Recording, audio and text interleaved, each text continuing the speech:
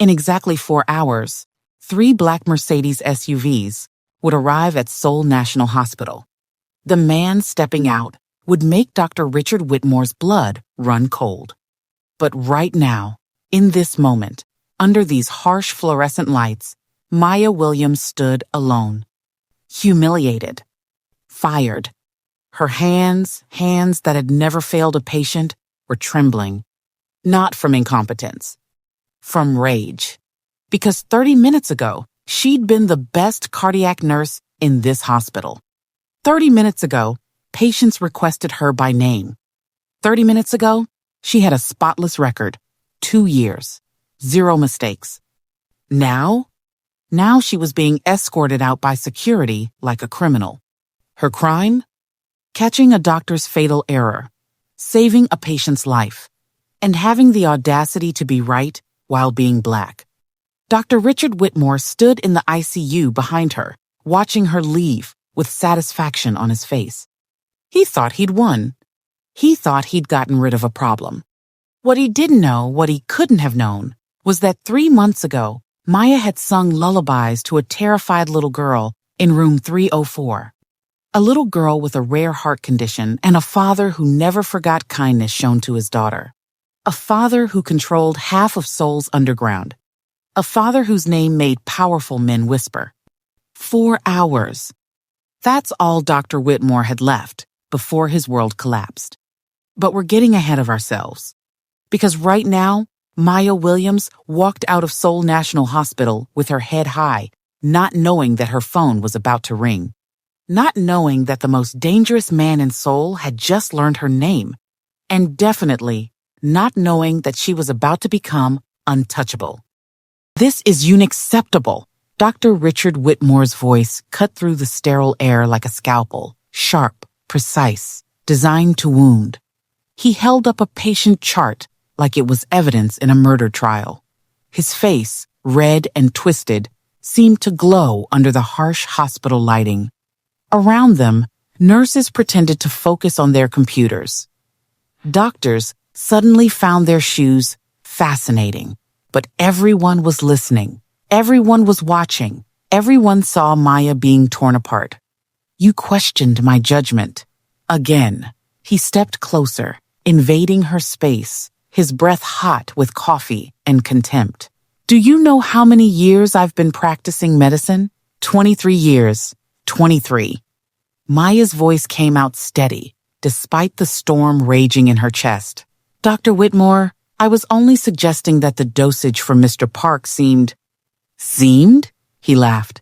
Actually laughed. You seemed to think you know better than a Harvard-trained surgeon? You seemed to forget your place?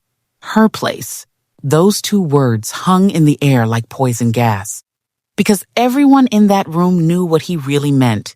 Everyone heard the unsaid words screaming beneath his professional concern. Maya Williams, 28 years old, born and raised in Atlanta, Georgia, graduated top of her nursing class from Emory University, moved to Seoul 2 years ago for an international nursing program. Fluent in Korean, perfect patient satisfaction scores, 0 mistakes in her record. But in this moment, in front of these people, under these lights, she was being reduced to one thing, the black nurse who didn't know her place. I apologize if I overstepped, Maya said quietly, her dignity wrapped around her like armor. I was concerned about the patient's... The patient is fine. Dr. Whitmore waved his hand dismissively. Your concern is noted and rejected. This is the 3rd time this month you've questioned my protocols. The 3rd time you've undermined my authority in front of my staff. A young Korean nurse named Ji-Hae caught Maya's eye. The sympathy there was almost worse than the cruelty. That look that said, I'm so sorry this is happening, but I'm glad it's not me. Maya had seen it before, in Atlanta, when she was the only black girl in advanced placement classes. In nursing school, when professors seemed surprised by her perfect test scores. And here, in Seoul, where she was exotic until she was excellent, and then she was threatening. Dr. Whitmore, if we could discuss this privately, Maya tried one more time. No. The word came out like a slap. No. I think the entire unit needs to hear this, needs to understand that in my ICU, we follow protocols. We respect hierarchy. We don't have nurses playing doctor, as if caring enough to double-check a medication that seemed wrong was a game. As if 2 years of saving lives in this hospital meant nothing. As if she was a child pretending, instead of a professional protecting. Maya's grandmother's voice echoed in her head. Baby girl, when they try to make you small, you stand tall. You hear me? You stand tall. So she did. Maya lifted her chin, looked Dr. Whitmore directly in his cold blue eyes, and said, I understand, doctor. I was following my nursing oath to advocate for patient safety, but I respect your decision. Something flashed across his face. Surprise? Maybe. Or disappointment that she hadn't crumbled. Your respect is too little too late. He turned to the unit manager, a thin woman named Mrs. Cho, who had been conspicuously silent through the entire exchange. I want her off my floor. File the incident report. I want a formal review. Mrs. Cho's face went pale. Dr. Whitmore, perhaps we should... Now, that was 3 weeks ago. 3 weeks of incident reports that appeared like mushrooms after rain. Suddenly, Maya was late for shifts she'd arrived early for. Unprofessional, with patients who sent thank you cards specifically requesting her. Insubordinate for asking questions that other nurses asked daily without consequence. 3 weeks of watching her dream job become a nightmare. 3 weeks of her perfect record being poisoned by a man who saw her competence as a threat and her blackness as an excuse. And now, today, this moment, Maya stood in the hospital lobby, her cardboard box of personal items clutched to her chest. Her ID badge, the one she'd worn with pride already deactivated, security had escorted her out like she was a criminal instead of a nurse who had committed the crime of being too good while being too black. The automatic doors whooshed open behind her. The Seoul afternoon air hit her face, humid and heavy. She had survived racism in America only to find it wore different clothes, but spoke the same language here. Maya Williams walked out of Seoul National Hospital with her head high, her shoulders back, her grandmother's voice in her ears. She didn't cry. Not yet. 12 miles across Seoul, in a penthouse that touched the clouds, a different kind of power sat in silence. Jae-Sung Kim didn't need to raise his voice to make men tremble. He stood at the floor-to-ceiling window of his office, hands clasped behind his back, watching the city lights flicker like fireflies trapped in glass. Below him, Seoul pulsed and breathed, unaware that many of its most profitable businesses, its safest streets, its quietest problems, all led back to this room, to this man, 42 years old, 6 feet tall, sharp jaw, dark eyes that could read a lie before it left your lips, a scar above his left eyebrow from a knife fight when he was 17, the night he took control of his father's organization. 25 years of building an empire, 25 years of being untouchable. But every king has a weakness, and Jae-Sung's was sleeping in the room down the hall. Sir, his lieutenant Min-jun stood at the door, tablet in hand. The shipment from Busan arrived. No complications. And the councilman you asked about? He's agreed to your terms. Of course he had. Everyone agreed to Jae-Sung's terms eventually. Good. Jae-Sung's voice was smooth, dark, like expensive whiskey. Make sure his gratitude is appropriately expressed. Min-jun nodded, understanding perfectly. In Jae-Sung's world, loyalty was currency, and betrayal was paid in blood. But before Min-jun could leave, a small voice cut through the tension like sunshine through storm clouds. Appa? Both men turned. In the doorway stood 8-year-old Soo-min Kim, drowning in an oversized pink pajama top, her small hand clutching a stuffed rabbit that had seen better days. Her face so much like her mother's it sometimes stopped Jae-Sung's heart was pale. Too pale. The most feared man in Seoul crossed the room in 3 strides and dropped to one knee. "Little flower," his voice transformed completely.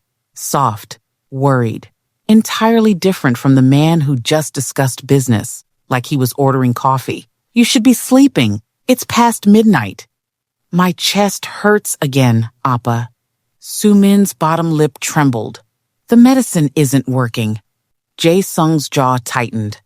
Behind him, Min-jun discreetly stepped back, knowing this was a moment that required privacy.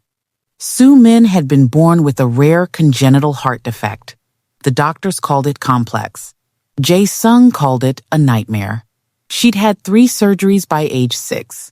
The medications kept her stable, but stable wasn't the same as healthy. And recently, stable was slipping away. "Come here, my brave girl." Jae-Sung lifted her effortlessly, cradling her against his chest as he carried her back to her room. A space that looked like a princess exploded in the best way possible. Pink everything, stuffed animals, a bookshelf overflowing with stories in Korean and English, and on her nightstand, a photo. Jae-Sung noticed Soo-min's eyes drift to it as he tucked her back into bed. The picture showed Soo-min in a hospital bed, smiling despite the tubes and wires, with a beautiful black woman in scrubs beside her, both making silly faces at the camera. "You miss Nurse Maya." It wasn't a question. Soo-min nodded, hugging her rabbit tighter. "She made the hurt go away, Appa. She sang to me. She stayed even when her shift was over. She taught me how to say, 'brave girl,' in English." 3 months ago, when Soo-min had been hospitalized for what they thought was pneumonia, but turned out to be fluid buildup around her heart, she'd been terrified, screaming, inconsolable. The nurses tried. They were professional, competent, but then the night shift changed, and Maya Williams walked in. Jae-Sung had been there, of course. He practically lived at the hospital during Soo-min's stays, conducting business from the waiting room, sleeping in chairs, leaving only when absolutely necessary. He'd watched Maya work, watched her check Soo-min's vitals with hands that were both efficient and gentle, watched her notice that Soo-min kept reaching for a stuffed rabbit that had fallen behind the bed, and watched her not just retrieve it, but tuck it carefully beside Soo-min where she could hold it. Small things, thoughtful things. Then Maya had started singing, softly, some American lullaby about stars and dreams. Soo-min had stopped crying, and Jae-Sung had stopped breathing. Because in his world, a world of violence and strategy, of power plays and calculated risks, he'd forgotten what simple kindness looked like. Maya came back every night of Soo-min's stay. Even on her nights off, she brought coloring books, taught Soo-min English phrases, made her laugh when the doctor said rest was impossible with her anxiety levels. On the last night before discharge, Jae-Sung had found Maya in the hallway, exhausted, end of a double shift. "You've been very kind to my daughter," he'd said simply. Maya had smiled, tired but genuine. "She's a special little girl. You're lucky." "I know." Then, carefully, because Jae-Sung knew his reputation preceded him even in hospitals, "If she ever needs anything at all, you ask for me." Maya had looked at him then, really looked, like she was trying to figure out who he was beyond the expensive suit and the bodyguards in the waiting room. "Just take care of her," she'd said softly. "She's already been through so much." They both knew she meant more than the hospital stay. Soo-min's mother, Jae-Sung's wife, Mi-young, had died giving birth to her. Complications, hemorrhaging, gone before Jae-Sung could even hold his daughter. 8 years of single fatherhood, 8 years of loving Soo-min so fiercely, it sometimes scared him. 8 years of knowing that his dangerous world made her fragile life even more precarious. But Maya had treated Soo-min like she mattered, not like the daughter of a crime lord, not like a tragic case, just like a little girl who deserved gentleness. Now, As Jae-Sung smoothed Soo-min's hair back from her forehead, he made a decision. What if I told you that you might see Nurse Maya again soon? Soo-min's eyes, her mother's eyes, went wide. Really? Really? But you have to rest now. Can you do that for me? She nodded, already drifting off, exhausted from pain and hope mixing together. Jae-Sung waited until her breathing evened out. Then he walked back to his office, pulled out his phone, and made a call. Min-jun, get me everything on Maya Williams, where she lives, where she works, everything. A pause. Sir, she works at Seoul National, the cardiac unit. I know. I want you to call them. Tell them I'm bringing Soo-min in tomorrow. Emergency consultation. I want Maya Williams on the care team. Another pause. Longer this time. Sir, there's a problem. Jae-Sung's voice dropped to a dangerous whisper. What kind of problem? According to the hospital registry, Nurse Maya Williams is no longer employed at Seoul National Hospital. She was terminated. Today, the temperature in that room dropped 20 degrees. Jae-Sung Kim, the man who controlled half of Seoul's underground, who made politicians sweat and rivals disappear, felt something he rarely experienced. Rage. Pure. Cold. Protective rage. Find out why. Find out who. And find out where she is now. Yes, sir. Jae-Sung ended the call and stared out at the Seoul skyline. Someone had hurt the woman who showed his daughter kindness. Someone had made a mistake. And tomorrow, they were going to learn exactly what happened when you took something precious from a man who had nothing left to lose, except the little girl sleeping down the hall. 3 black Mercedes SUVs rolled up to Seoul National Hospital's main entrance, like storm clouds, descending on unsuspecting earth. The first vehicle stopped. Then the second. Then the third. Perfect formation. Perfect timing. Perfect intimidation. The valet parking attendant, a college student named Taewon, who usually dealt with anxious families and tired doctors, took one look at the convoy and felt his mouth go dry. Because everyone in Seoul knew what 3 black SUVs meant. The back door of the middle vehicle opened. Jae-Sung Kim stepped out. Custom Italian suit, black on black. Shoes that cost more than most people's monthly rent. Sunglasses, even though it was late afternoon and the sun was already setting. And that walk? That predator's walk that said he owned every inch of ground his feet touched. Behind him, 6 men emerged from the other vehicles. Not bodyguards, soldiers. Each one built like they ate iron and breathed violence. Earpieces, blank faces. Hands that stayed carefully visible but everyone knew could produce weapons in a heartbeat. Soo-min was already inside with Min-jun and the medical team, taken through a private entrance. This entrance was for a different purpose. This entrance was for a conversation. Inside the hospital, Nurse Ji-hai was at the main desk when she saw them approaching through the glass doors. Her hand froze over her keyboard. "Oh no," she whispered. Her supervisor, Mrs. Cho, looked up. "What's wrong?" Then she saw. Every person in that lobby, the visitors, the staff, the patients waiting for prescriptions, felt it. That shift in the air when power walks into a room and displaces all the oxygen. Jae-Sung removed his sunglasses as he approached the desk. His eyes found Ji-hai.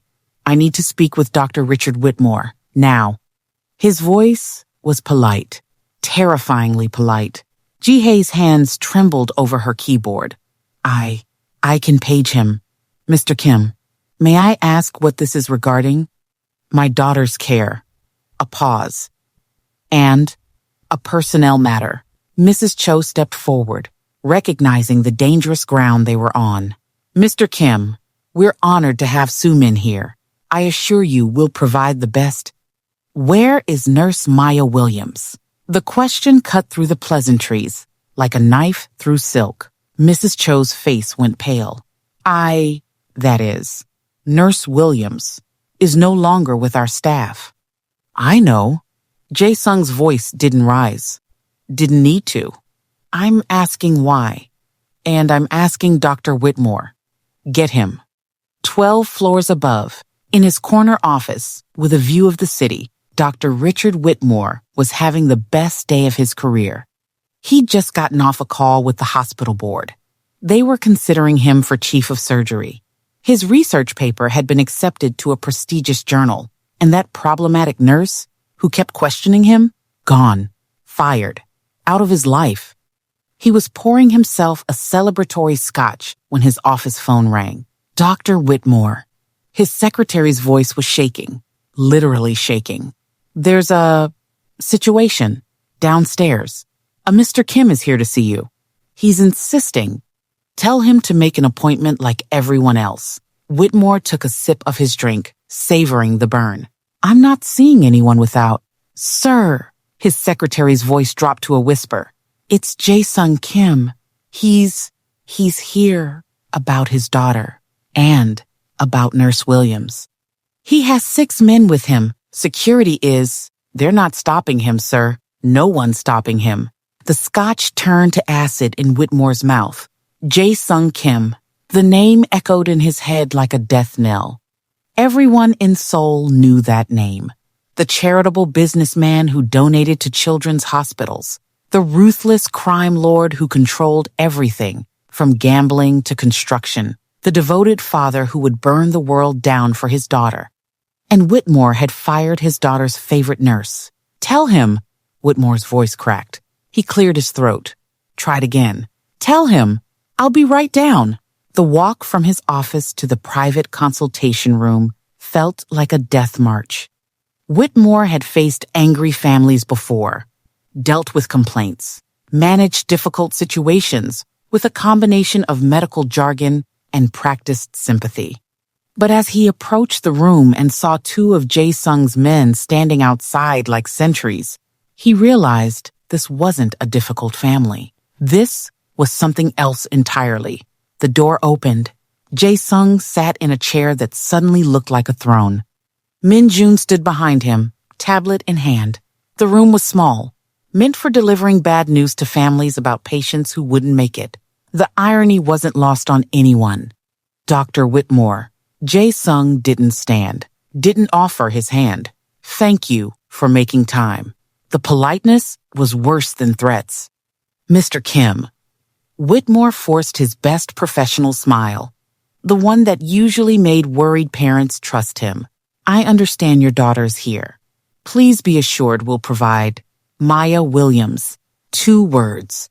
That's all it took to destroy Whitmore's careful composure. Yes, the nurse. I understand you were. That she cared for Sumin during her last stay.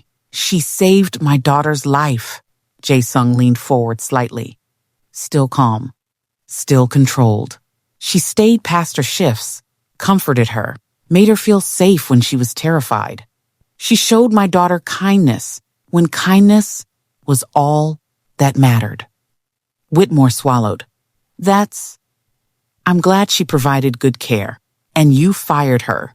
Today, silence, heavy, suffocating, dangerous. Mr. Kim, I understand you may have formed a positive impression, but there were performance issues, professional concerns. I had to make a difficult decision for the good of the unit. Show me her file. I'm sorry? Jae-Sung's voice hardened, just slightly, just enough. Her personnel file. Every incident report, every complaint, every performance review. Show me. Asked. That's confidential employee information. I can't just... Min-Jun placed the tablet on the desk. Already open. Already loaded. We pulled it from your system 10 minutes ago, Jae-Sung said softly. I wanted to see if you'd lie to my face. Whitmore's blood ran cold. On the screen, Maya's file glowed with perfect clarity. 2 years of spotless performance, patient commendations, peer recognition, not a single negative mark, until 3 weeks ago. Then, suddenly, insubordinate behavior, unprofessional conduct, questioning superior's judgment, creating hostile work environment, all filed by Dr. Richard Whitmore. all dated after Maya had questioned a medication dosage that would have killed a patient. These reports, Jae-Sung said, his voice dropping to a whisper that somehow filled the entire room, describe a completely different person than the one who cared for my daughter.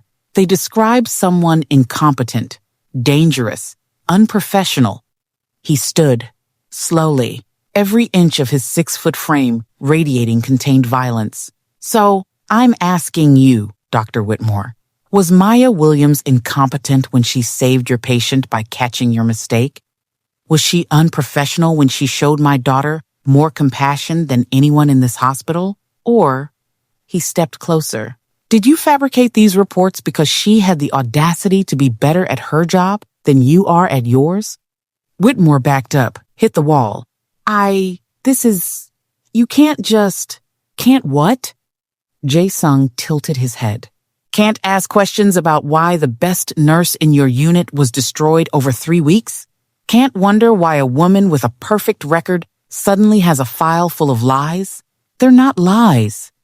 Then show me evidence, witnesses, video footage, anything that proves these incidents happened. Nothing. Whitmore had nothing. Because Maya's only crime was being right when he was wrong, and being black while doing it. Jae-Sung saw it in his eyes. That flicker, that tell, you're a racist and a coward, Jae-Sung said simply, and you hurt someone under my protection.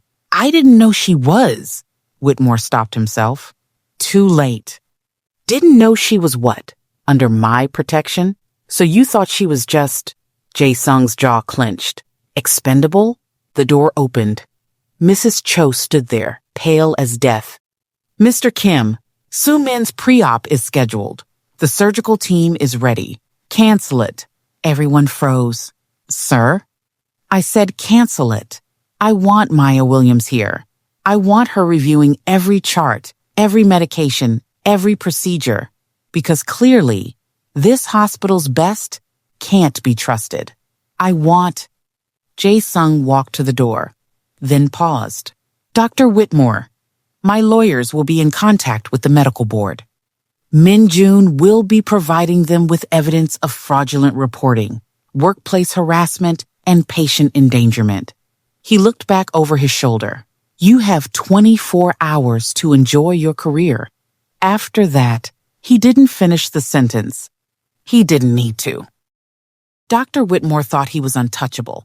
He thought Maya was just another employee he could crush. But he didn't realize he just declared war on the one man in Seoul you never, ever cross. Now, the SUVs are turning around to find the woman who truly saved a life. Will Maya accept the protection of a man like Jae-Sung Kim?